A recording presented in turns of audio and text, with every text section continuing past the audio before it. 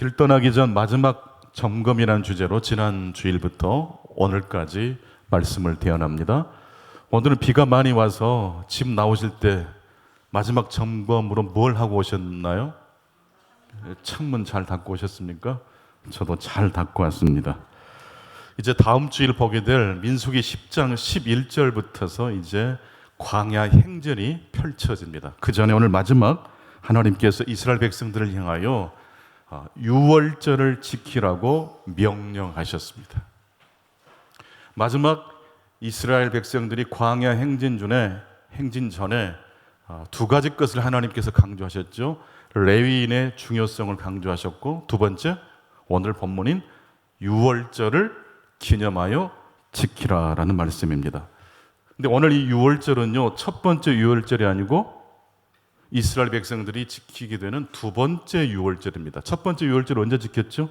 애굽에서 탈출할 때, 하나님께서 애굽의 장자를 다 없애실 때 이스라엘 백성들이 모여있는 마을에는 집 문설주에 어린 양의 피를 발랐어요. 그러면 그것을 보고 여호와의 사자가 패스오버, 유월, 그냥 건너 지나가신다고 하셨고 실제로 그렇게 하셨습니다. 그러니까 유월절은 이스라엘 백성들이 구원받은 아주 중요한 사건입니다. 제가 어렸을 때 한 5살, 6살 정도 기억되는데 물에 빠진 적이 있어요. 물에 빠졌다가 어떻게 됐을까요? 살았으니까 여기 있겠죠. 제 사촌 형님이 저를 살려주셨어요. 근데 그게 아마 한 20살, 또 최근에도 가끔씩 꿈에 나와요. 그게 저에게는 원형적 사건이에요. 저에게 구원의 사건이라는 말씀이죠. 이스라엘 백성들에게 원형적 사건, 잊을 수 없는 사건이 무엇입니까? 430년 동안 애굽의 노예로 살던 이스라엘 백성들이 노예살이를 청산하고 탈출한 사건. 이게 쉽지 않아요. 400년을 노예로 살았으니까 노예 근성이라는 게 있어요. 학대받는 사람들이 왜 집을 탈출하지 못하냐면 그 학대받는 문화에 젖어들어 있기 때문에 그렇대요. 이때 누군가가 손을 잡아줘야 돼요. 두 번째 유월절이라는 의미가 무슨 의미일까요? 두 번째라는 것은 첫 번째가 아니다라는 의미가 아니라 다시 반복하다라는 의미입니다. 신명기 할 때 신자가 되풀이할 신이거든요. 하나님 말씀을 다시 반복한다는 것은 강조한다는 의미겠죠. 중요하다는 것이 되겠죠. 반복하다 보면 우리가 습관에 바뀌고요. 습관이 바뀌면 우리 인격이 바뀌어요. 그래서 무엇을 반복하느냐가 굉장히 중요합니다. 유월절은 한 번 지키고 끝나는 절기가 아니라 계속 두 번, 세 번 계속 반복돼야 될 이스라엘 백성들에게 가장 중요한 사건입니다. 이게 언제까지 반복되냐면 신약의 본문 읽었던 말씀처럼 예수님께서 유월절 만찬을, 식사를 제자들에게 준비시키셨잖아요. 그리고 예수님께서 유월절에 양이 되셔서 인류의 죄를 끌어안고 십자가에 달려 죽으시고 부활하셨습니다. 시몬 베유라는 철학자가 쓴 책에 그런 내용이 나옵니다. 한 젊은 스님이 아버지 때문에 속을 썩었대요. 아버지가 돈만 너무 밝히다 보니까 언제 이 아버지가 불경을 외우실까, 읽으실까, 이 세속에서부터 자신을 좀 벗어나서 이제 구원과 영생을 좀 생각하면 좋겠는데 아버지가 너무 돈만 밝히는 거예요. 아버지가 지옥에 갈까봐 늘 염려됐던 이 젊은 스님의 이야기를 노 스님이 알아채시고 아버지 좀 모시고 오너라, 나에게 아버지를 모시고 오너라 라고 했습니다. 그리고 고승이 아버지에게 이렇게 권면을 하셨습니다. 연부를 외울 때마다 내가 한 푼씩 주겠소. 그러니까 이 돈이라면 그냥 최고였던 아버지가 그날부터 뭘 외우셨겠어요? 나무야부 타부를, 연부를 외우신 거예요. 그리고 득달같이 노 스님을 찾아와서 스님 저 100번 외웠습니다. 돈을 다 받아서 가십니다. 그런데 얼마 지나지 않아 이 젊은 스님의 아버지가 그 영감님이 절에 찾아오지를 않는 겁니다. 궁금했던 노승이 젊은 스님에게 물었습니다. 아버지 요즘 왜 이렇게 뜸하시냐? 그랬더니 아버지께서 염불을 내오시다가 진짜 염불에 빠지셨대요. 그래서 이제는 몇 번 외웠는지 계수하는 게 중요하지 않고, 그래서 절에 돈 받으러 올 생각도 하지 않고 염불에 푹 빠져서 살아가신다는 겁니다. 그래서 그 아버지가 깨달음을 얻고 극락왕생했다는 이야기가 제가 만들어낸 이야기가 아니고 시몬 베유라는 철학자의 뿌리 내림이라는 책에 나오는 이야기입니다. 사람은 어떤 행동을 반복하면 그 사람의 생각과 삶이 변화된다는 이야기입니다. 여러분은 최근에 어떤 것을 많이 묵상하시고 반복하셨습니까? 저는 요즘 시편 23편 6절 말씀에 꽂혀가지고 눈 뜨자마자 이 말씀을 중얼거리고 있어요. 또 자기 전에도 이 말씀을 저도 모르게 중얼거리고 있어요. 내 평생에 선하심과 인자하심이 반드시 나를 추격하리니 따르리니 내가 여호와의 집에 영원히 살리로다. 하나님과 우리가 대결하면 누가 이기죠? 그러니까요, 하나님과 싸워서 이길 생각하지 마세요. 병들고 아파서 하나님께 오지 마시고 젊었을 때, 힘 있을 때 하나님의 나라 백성 되셔서 하나님의 귀하게 쓰임받게 되기를 축복합니다. 내 평생에 하나님의 선하심과 인자하심이 저를 추격하세요. 제가 병들었을 때, 제가 좌절했을 때, 문제로 제가 힘들었을 때, 사실은 거울도 보기 싫을 때 있잖아요. 찡그리고 있는 내 모습 자체가 싫으니까 거울도 보기 싫어요. 그럴 때 하나님은 우리 안에 뭘 찾아내세요? 선하고 아름다운 모습을 기어이 찾아내세요. 그런 하나님이 우리가 믿는 하나님인 줄로 믿습니다. 6월절의 의미가 바로 그거예요. 하나님이 행하신 행동, 그 행동 때문에 이스라엘 백성들이 구원받은 사건이 6월절이에요. 이스라엘 백성들이 정결했고 거룩했기 때문이 아니에요. 어린 양의 보혈의 피를 문설주에 바른 걸 보고 죽음의 사자가 패스오버 지나간 거예요. 여러분, 복음은 무엇인지 아세요? 내가 순종했기 때문에 용납되는 사건은 그건 정교지 복음이 아니에요. 복음은 용납받았으니 그 다음에 순종하는 게 복음이에요.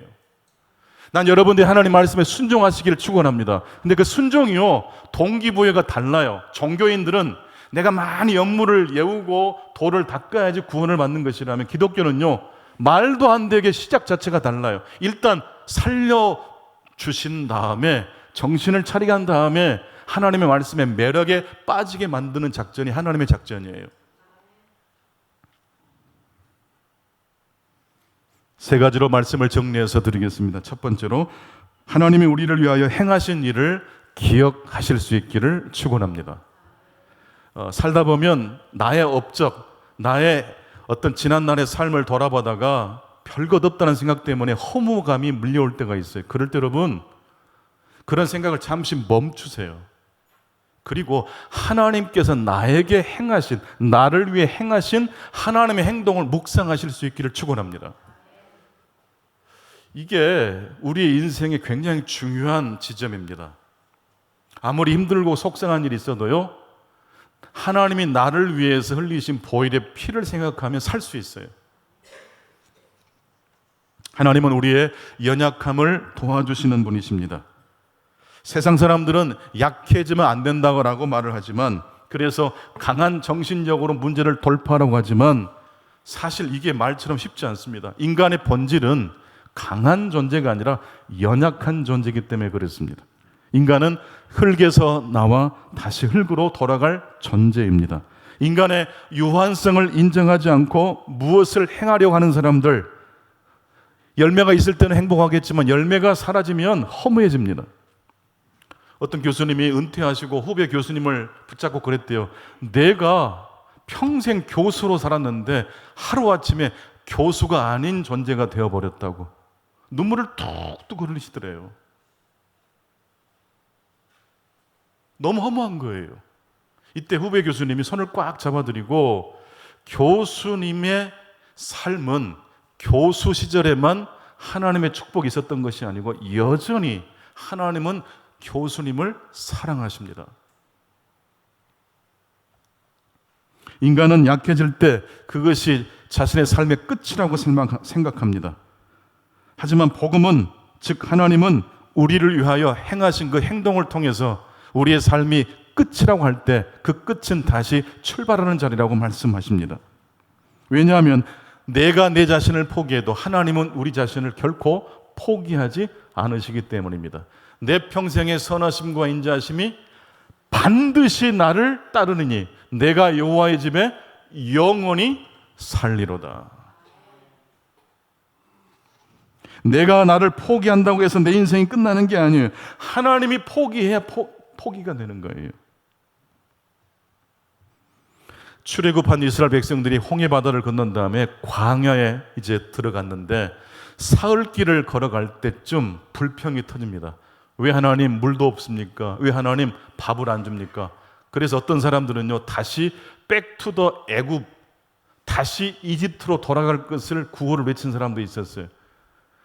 기껏 구원해 놨는데 불평합니다. 이때 하나님이 쓸어버리시지 않고 어떻게 하세요? 물도 주시고 살 수 있는 길을 열어주세요. 왜 하나님이 인내하시고 참으셨을까요? 패스오버 사건은 일회적 사건이 아니고 매 순간 예수 그리스도의 보혈이 이스라엘 백성들의 인생의 문설주 위에 발라져 있는 것을 하나님이 보시기 때문입니다. 그래서 오합조절 같았던 이스라엘 백성들이 시내산에 도착해서 하나님과 언약 백성으로 체결을 하죠. 그 다음부터서는요, 난민이 아니라 하나님의 군대가 됩니다. 그리고 이제 행진할 준비를, 성막을 완성하고 또 제사제도나 여러 가지 대여를 준비한 다음에 이제 마지막 출발을 앞에 두고 있습니다. 성도 여러분, 웬만하면 패스오버 하실 수 있기 바랍니다. 내가 내 자신이 마음에 들지 않을 때 내 자신만 보면 안 돼요. 나를 위해 피를 흘리신 그리스도를 바라보실 수 있기를 축원합니다. 순종했기 때문에 용서받는 것은 종교예요. 용서받았기 때문에 헌신하는 것이 뭐예요? 그게 복음이고 기독교예요. 그러니까 남편이 습관이 바뀌기 전까지 분노하면 안 돼요. 아내들은 이미 용서해놓고 바꿔야 돼요. 용서를 하지 않고 바꿀 생각하면 그때부터 전쟁이 나는 거예요. 복음은 용서받았으니 그 용서를 기초로 해서 순종하는 거예요. 이걸 뒤집으면 종교가 되고 전쟁이 나는 거예요. 두 번째 말씀입니다. 문제보다 훨씬 크신 하나님을 바라보실 수 있기를 축원합니다. 6월절을 다 지켜야 되겠는 마땅함에도 불구하고 시신에 자신의 몸이 접촉된 사람은 부정해졌기 때문에 6월절을 지킬 수가 없었어요. 그래서 6월절 사건은 이스라엘 백성들에게 있어서 굉장히 중요한 사건이에요. 근데 6월절을 지키지 못하게 된 이 사람들이 얼마나 힘들었겠어요. 그래서 모세에게 찾아가서 물었어요. 하나님께 좀 제발 물어달라고. 우리같이 부정해진 사람은 6월절을 지킬 수 없는 거냐고. 6월절 지키고 싶은데 부정해진 이 자신을 어떻게 하겠냐고. 이때 모세가 하나님께 물었더니 하나님 뭐라고 말씀하셔요? 시신의 몸이 접촉된 그 사람도 6월절을 지킬 수 있다.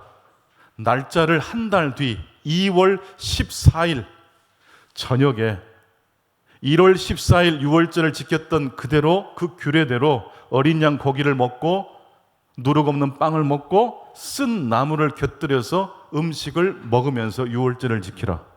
어린 양을 먹는 건 이해가 되는데 왜 누룩 없는 딱딱한 무교병을 먹어야 되는지 아세요? 애굽에서 탈출할 때 급하게 탈출하느라고 미처 발효되지 않은 반죽을 그냥 준비해서 출발했던 그 사건을 떠올리는 거죠. 왜 쓴 나무를 해필이면 곁들여서 먹습니까? 노예 시절의 고통을 기억하라는 뜻입니다. 문제받아 하나님은 더 크신 하나님이십니다. 율법은 한 점도 틀림없이 지켜야 되는 법칙이 아니고 상황에 따라서 융통성 있게 하나님이 적용하신다는 걸 알 수 있어요. 그리스도인은요, 율법을 지킬 때 융통성을 가져야 됩니까? 문자대로 지켜야 됩니까? 융통성을 지켜야 돼요. 예를 들어서 술, 담배 하면서 교회 못 나오게 하면 됩니까? 안 됩니까? 술 끊고 오세요. 이거 말이 안 돼요. 일단 다니십시오. 그리고 나중에 하나님 힘 주시면 끊으십시오. 술, 담배 다 먼저 해결한 다음에 오라는 것은 종교지 기독교가 아니에요. 일단 다니십시오. 조건 없이 관계 없이 그럼에도 불구하고 우리를 초대하신 하나님이 당신을 사랑하십니다. 그렇게 하실 수 있기를 축복합니다.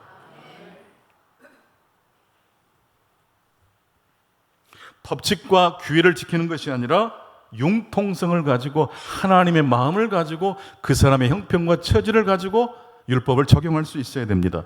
원래 율법이란 그 단어의 뜻도 신적 방향이라는 의미가 있어요. 하나님께로 인도한다는 뜻이지 법조문처럼 딱딱한 의미가 아니라는 말씀입니다. 그런데 정결한 사람 중에 문제도 없는데 유월절을 지키지 않는 사람이 있었다고 합니다. 그 사람은요, 하나님께서 이스라엘 백성 중에서 끊어버리겠다고 하셨어요. 자비로우신 하나님이 왜 이 경우에는 진노하셨을까요? 사랑의 하나님이신데 왜 진노하셨을까요? 왜 단호하게 끊어버리겠다고 하셨을까요? 여러분, 유월절이라는 게 뭐죠? 내 스스로 힘으로 구원받는 게 아니라 어린 양의 보혈의 피 공로로 구원받는 사건 아니에요? 근데 그 유월절을 지키지 않는다는 것은 스스로 자신의 구원을 이루겠다는 신념을 가진 사람이에요. 여러분, 하나님 없이 씩씩하게 살아가시겠습니까? 내가 이렇게 힘들다고 하나님께 의존하고 기도하면 되겠어? 그건 비겁한 행동이야. 그러시겠습니까? 제가 딱 한 번 전도했다가 실패한 케이스가 바로 그 경우예요. 이분이 장교 출신인데 제가 아는 집사님이 전도해달라고 해서 갔어요. 근데 이분이 마음의 문을 확 여시더라고요. 친절하게 저를 맞이해 주시고. 근데 이렇게 말씀하셔요. 암에 걸려서 시험 본 인생인데 자기가 군인으로 평생 살았는데 힘들고 어려운 병에 걸렸다고 비겁하게 약하게 심게 무릎 꿇고 기도하는 것은 안 된다고 이야기하시더라고요. 진짜 그 뒷동산한테 후려치고 싶을 정도로 너무 화가 났어요. 제가 자신의 신념 때문에 이미 눈앞에 와 있는 구원을 내동댕이 치고 있어요. 건강한 사람 중에, 흠이 없는 사람 중에 유월절을 일부러 안 지킨 사람 스스로 하나님이 되겠다는 사람이에요. 복음은 누구에게 필요합니까? 어떤 사람이 패스오버 유월절을 지켜야 됩니까? 부정해진 사람에게 유월절이 필요한 줄로 믿습니다. 정결한 사람에게도 유월절은 필요한 줄로 믿습니다. 약하고 실패한 사람에게도 하나님의 복음이 필요한 줄로 믿습니다. 성실하게 살아가는 사람에게도 하나님의 위로와 복음이 필요한 줄로 믿습니다. 마지막 세 번째로 주님과 함께 걸어가는 지그재그 여정이 신자의 삶이라는 것입니다. 이제 오늘 본문 뒤쪽에 가면 하나님께서 이제 구름 기둥과 불 기둥으로 이스라엘 백성들을 인도하신다는 말씀이 나오죠. 구름이 성막에서 올라가면 출발하는 신호예요. 구름이 성막을 덮으면 멈추라는 신호입니다. 근데 여러분, 성막을 중심으로 이스라엘 백성들이 광야를 행진할 때 후퇴는 없었지만 직진으로 가나안 땅까지 가지는 않았어요. 이스라엘 백성들의 여정은 곡선이었어요. 더 정확히 말하면 지그재그로 걸어가는 여정이었어요. 여러분, 예수님을 믿고 거듭나면 우리 인생이 고속도로가 열리는 게 아니에요. 하나님과 동행하는 삶으로 바뀌어진 것이지 갑자기 문제가 해결되고 곡선이 직선으로 바뀌는 게 아니에요. 문제가 있지만 누구와 함께 그 문제를 넘어가는 거예요? 주님과 함께 넘어가실 수 있기를 축원합니다.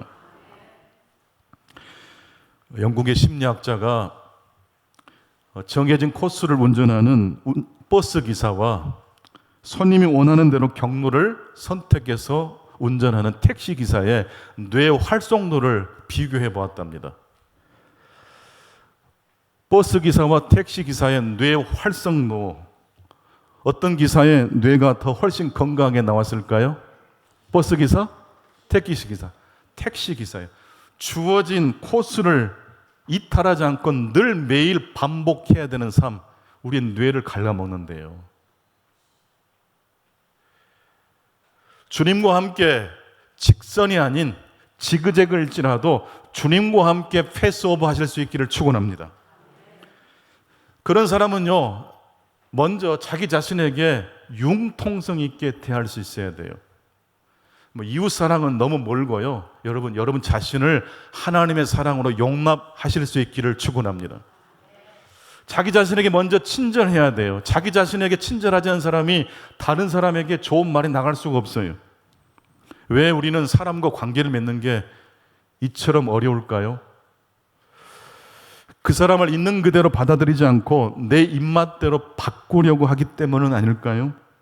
상대방을 사랑하는 게 아니라 내가 정해놓은 기준과 목표를 가지고 그 사람을 사랑하는 것 아닐까요? 왜 다른 사람을 만나면, 나와 생각이 다른 사람을 만나면 내 생각대로 밀어붙일까요? 왜 패스 오버가 안 될까요? 그 사람의 문제가 너무 도드라지기 때문이 아니고 내가 내 자신을 평상시에 용납하지 않았기 때문이에요. 자신에게 대한 못마땅한 감정이 사람들을 만났을 때 표출되는 거래요. 여러분, 버스를 운전하실래요? 택시를 운전하실래요? 이왕이면 택시를 주님과 함께 운전하실 수 있기 바랍니다. 말 가운데 제일 좋은 말은 칭찬이라고 합니다. 그래서 뭐 칭찬은 고래도 춤추게 한다고 합니다. 상담가들은요, 친구나 동료를 만났을 때, 특히 부모가 자녀를 만났을 때 조언 같은 거, 충고 같은 거 가끔씩 하라고 했을까요? 절대 하지 말라고 했을까요? 가끔 해라고 했을까요? 절대 하면 안 된다고 그랬을까요? 절대 하면 안 된대요. 왜냐하면 아무리 좋은 말도 상대방의 기분을 상하게 한대요. 그리고 조언할 때 그것은 상대방을 위해서라기보다도 자기 자신의 지식을 과시하려는 마음이 있기 때문이래요. 그걸 기가 막히게 조언을 듣는 사람이 알아챈대요. 내 마음을, 내 내면을 잘 관리하기 위해서는 긍정적으로 내 자신을 받아들여야 되겠는데, 그러려면요, 일단 우리 감정이 좀 말랑말랑해져야 돼요. 여러분, 평상시 드라마 보다가 우신 적이 있으십니까? 저는 많이 울거든요. 노래 듣다가 울고, 조용필 노래 듣다가 울고, 막 눈물이 나와요. 근데 눈물을 흘리고 나면 그렇게 좋을 수가 없어요. 근데 한국 남자들은요, 울면 안 돼. 그건 사나이가 아니야. 뭐 이런 고정관념이 있어요. 여러분, 눈물은 우리 안에 있는 독한 것들을 배출해내는 것입니다. 유명한 권투 선수 로키 마르시아노의 이야기입니다. 그는 시합 전에 라커룸에서 실컷 엉엉 울었다고 합니다. 아니, 이 세계적인 주목을 가진 권투 선수가 시합 전에 라커룸에서 엉엉 울었대요. 그렇게 해서 속에 있는 것들을, 찌꺼기들을 해소한 다음에 링에 올라가서 아주 전투적으로 일했대요. 제가 오늘 설교 잘합니까? 많이 울어서 그래요. 근데 여러분, 막상 울려고 하면 그게 쉽지 않습니다. 그래서 드라마도 보시고 노래도 많이 부르시면 좋겠습니다.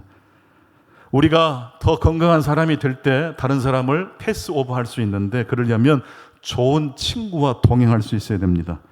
미국에서 심장병이 가장 낮게 발병하는 마을을 찾았더니 펜실베니아주에 있는 로제토 마을이었는데요. 그 마을 사람들은 심장병이 없어요. 근데 대부분 과체중입니다. 엉덩이가 어마어마하게 커요. 고기도 많이 먹고 담배도 많이 피우는데 심장병이 없대요. 왜 그랬을까요? 건강의 비결이 식습관과 운동에 있는 것처럼 보였지만, 사실 그것도 중요하지만 사회적 지지와 친밀한 유대감이 우리의 심장을 튼튼하게 해준대요. 로제토 마을에 뚱뚱한 사람들은 왜 심장병 발병이 낮았냐? 친구들이 있어서 그렇대요. 그 친구들은요, 조언하거나 충고하지 않아요. 만나면 하이파이브, 서로 웃겨주고 웃고 같이 울고, 그러다 보니까 속에 쌓이는 노폐물들이 파 밖으로 나와버리는 거예요. 분노와 화를 풀어주는 친구를 여러분은 만나고 계십니까? 이번 주 베드로 남성교회 자연신방 가시는데 풀고 오십시오. 많이 웃고 오십시오. 좋은 음식 많이 드시고 오십시오. 일본의 심리학자 모리 박사가, 유명한 심리학자인데, 길을 걸어가다가 뭔가 중얼중얼 하더래요. 뒤따라가던 제자가 교수님께 물었어요. 교수님은 걸어가시면서도 연구하십니까? 라고 물었더니 그 교수님이 제자를 싹 바라보면서 이렇게 대답하더래요. 아니야, 난 지금 조금 전 내 기분을 상하게 한 녀석을 욕하고 있는 중이야. 여러분 평상시 욕하십니까? 욕 좀 하세요. 근데 상대방을 대놓고 찾아가서 욕하면 안 되니까 화장실에 가셔서 욕하세요. 주여 불러놓고 욕하세요. 이게 시편에 나와 있는 저주 시편의 내용이잖아요. 그 사람에게 직접 찾아가 욕하면 안 돼요. 그럼 싸움 납니다. 내 안에 있는 울분, 감정을 하나님을 향하여 쏟아 놓으실 수 있기 바랍니다. 심리학자는 세련된 그 박사가 욕한다니까요. 여러분, 배변이 안 되면 얼마나 힘듭니까? 욕을 안 해서 힘든 거예요. 욕 좀 하세요. 이러다 보니까 또 한 주 내내 또 욕하고 사시면 안 됩니다. 조금씩 내 안에 있는 그런 울분들을 하나님 불러놓고 쏟으실 수 있기를 바랍니다. 그럴 때 우리가 건강한 감정이 돼서 만나는 사람에게 칭찬하고 격려자가 되는 것이고, 무엇보다도 거울을 보면서 내 자신이 웃고 있을 거예요. 여러분, 칼 루이스라는 그 육상 단거리 유명 선수 아시죠? 이 칼 루이스가요, 그렇게 힘들게 달리기를 하면서도 웃었어요. 미소를 띠는 걸로 유명했습니다. 기자가 물었습니다. 아니, 힘들게 뛰면서 왜 웃으십니까? 힘들다고 얼굴을 찡그리면 진짜 더 힘든데 억지로라도 웃으면 덜 힘듭니다. 그랬대요. 의사가 그런 말을 했습니다. 얼굴을 찌푸리면 우리 안에 내장도 찌푸린대요. 여러분 웃으세요. 그게 하나님 우리에게 주신 영적인 처방입니다. 항상 기뻐하고 쉬지 말고 기도하고 범사에 감사하는 한 주간 되시기를 축원합니다.